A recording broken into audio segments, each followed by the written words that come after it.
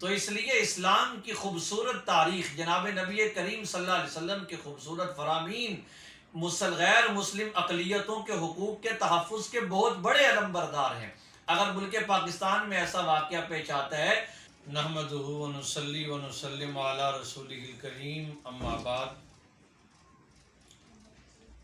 اسلام نے جتنی فراخ دلی کے ساتھ اور جتنی وسعت کے ساتھ اور جتنے بڑے پن کے ساتھ تمام مذاہب اقوام عالم کو حقوق اور ان کے جان و مال کے تحفظ کی بات کی ہے اور جتنے ان کے عملی اقدامات کیے ہیں، سچی بات تو یہ ہے کہ دیگر مذاہب اقوام عالم ان سارے کے ساری وسعتوں سے اتنے زیادہ بھرے ہوئے نہیں ہیں جتنا اسلام ہے۔ وہ وسعتوں سے خالی ہیں۔ اسلام نے بڑے پن کے ساتھ بڑی بات کی ہے، کیونکہ اسلام ایک عالمگیر دین ہے، ایک آفاقی دین ہے۔ جناب نبی کریم صلی اللہ علیہ وسلم پر اترنے والی یہ پاک کلام قرآن کریم میں اللہ تعالیٰ نے ایک آفاقی حکم دیا حسن سلوک کا اور بات کا۔ فرمایا وَقُولُوا لِلنَّاسِ حُسْنًا، کہ لوگوں کے ساتھ اچھے انداز میں بات کرو۔ اب اس میں الناس کا لفظ ہے، اس میں مسلم غیر مسلم کسی قسم کی کوئی تمیز نہیں ہے، بلکہ سب کو ملا کر کہا گیا کہ سب کے ساتھ اچھی طرح بات کرو۔ اب یہ جو حالیہ ہمارے ملک میں جڑا والا میں واقعہ پیش آیا، اس میں مذمتی باتیں تو بہت ساری ہیں کہ مسلمانوں نے، ہمارے کچھ شرپسند عناصر نے اقلیتوں کے حقوق کو پامال کیا اور ان کی املاک کو جلایا اور ان کو نقصان پہنچایا، بچوں کو نقصان پہنچایا، عورتوں کو نقصان پہنچایا، ان کے گھروں کی چیزوں کو جلایا، توڑ دیا۔ تو یہ نبی کریم صلی اللہ علیہ وسلم کی تعلیمات نہیں ہیں۔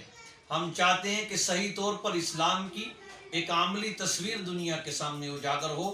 تو یاد رکھیں، جناب نبی کریم صلی اللہ علیہ وسلم نے تو حالت جنگ میں ان چیزوں کا حکم نہیں دیا۔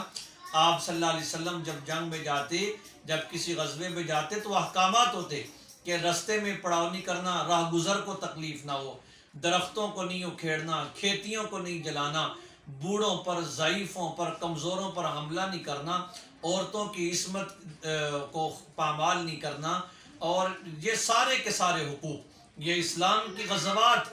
اور غزوہ اس وقت جنگ کی وہ حالت ہوتی ہے جس وقت انسان فطرتی طور پر غصے میں ہوتا ہے، تو غیظ و غضب میں اسلام نے ان چیزوں کے حقوق کا خیال کیا ہے۔ اور حضرت عمر رضی اللہ تعالیٰ عنہ کے دور کے اندر ذمیوں کے حقوق کی کیا بات ہے۔ کتاب الخراج میں امام ابو یوسف رحمہ اللہ نے لکھا ہے کہ حضرت عمر رضی اللہ تعالیٰ عنہ ایک مرتبہ چکر لگا رہے تھے تو دیکھا ایک بوڑھا تھا، نابینا تھا، وہ مال مانگ رہا تھا، لوگوں سے پیسے مانگ رہا تھا، تو وہ ذمی تھا۔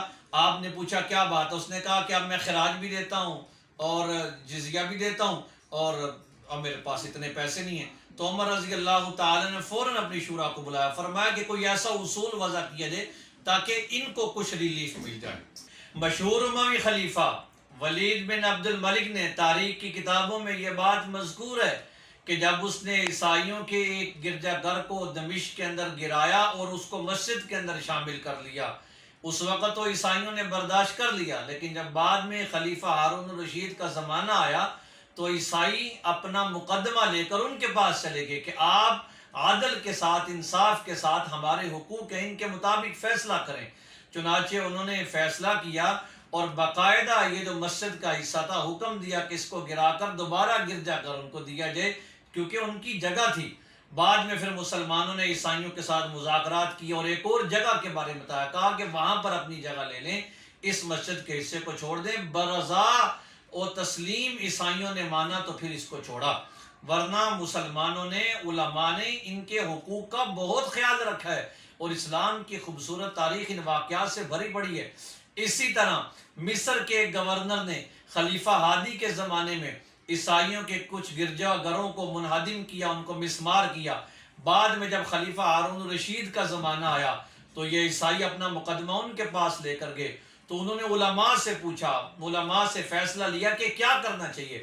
علماء نے اس وقت فتویٰ دیا، کہا کہ یہ ہمارے شہری ہیں، ہم نے ان کو اپنے عہد و پیمان میں رکھا ہوا ہے، ان کے ساتھ بالکل ظلم نا انصافی نہیں ہونی چاہیے۔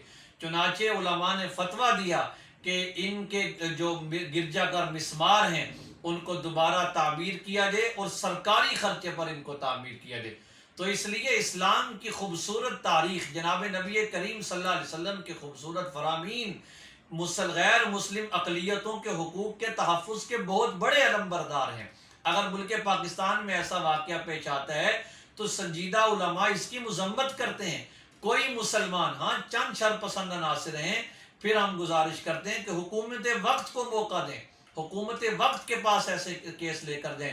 جنہوں نے قرآن کو جلایا انہوں نے سخت جرم کا ارتکاب کیا، ان کو قرار واقعی سزا دینی چاہیے، اور ایسے قانون ملک اور ملت میں بننے چاہیے کہ تاکہ دوبارہ کوئی ہمارے نبی کریم صلی اللہ علیہ وسلم اور ہماری پاک اور مقدس کلام قرآن کریم کی بے حرمتی نہ کرے۔ ایسے قانون بننے چاہیے، اور یہ جو سیکورٹی والے ادارے ہیں ان کو چاہیے کہ ایسے معاملات میں فوراً کنٹرول سنبھالیں تاکہ عوام مشتعل ہو کر آگے جذباتی نہ ہو جائیں۔ اشتعال تو آتا ہے، ظاہر ہے مسلمانوں کی ایک مقدس کتاب ہے، مسلمانوں کی ایک مقدس ایک عظیم پیغمبر ہیں جو امام الانبیاء ہے، ان کی ادنا سی ادنا توہین کا عام مسلمان برداشت نہیں کر سکتا۔ تو بہرکیف یہ قرآن کا جلانا، بے حرمتی والے ایسے واقعات یہ انتہائی نفرت انگیز ہیں، انتہائی قابل مذمت ہیں، انتہائی غلط ہیں۔ یہ لوگ اپنے چھوٹے پن کا ثبوت دے رہے ہیں، اور اسی طرح مسلمانوں نے اگر اشتعال میں آ کر ان کی املاک کو جلایا تو غلط کیا ہے۔ تاریخ میں بھی ایسی مثالیں موجود نہیں ہیں، آپ صلی اللہ علیہ وسلم کے فرمان میں ایسی کوئی بات نہیں ہے، قرآن میں ایسی بات نہیں ہے۔ قرآن محبت کا درس دیتا ہے، امن کا درس دیتا ہے، اور اگر ادارے بر وقت انہوں نے کارروائی نہیں کی اور اس ہجوم نے نقصان پہنچایا ہے تو ذمہ دار اداروں کو مزید اپنی ذمہ داری کا مظاہرہ کرنا چاہیے، اور جنہوں نے اللہ اور اس کے رسول کو اذیت پہنچائی ہے، قرآن کریم نے تو ان پر لعنت کی ہے، اور یہ جو گستاخ رسول ہیں اور قرآن کریم کی بے حرمتی، ان کی پکڑ اللہ دنیا کے اندر فرما دیتے ہیں، اللہ دنیا کے اندر فرما دیتے ہیں۔ میں نے اور آپ نے بس مذمت کرنی ہے، اپنے احتجاج ریکارڈ کروانے ہیں، اس سے زیادہ ہم کچھ نہیں کر سکتے۔ باقی ذمہ دار ہمارے ادارے ہیں، ہمارا ملک پاکستان ہے، انشاءاللہ العزیز قانون ہیں، موجود ہیں، اور ان لوگوں کو واقعتاً ایک سخت سے سخت سزا دی جائے گی۔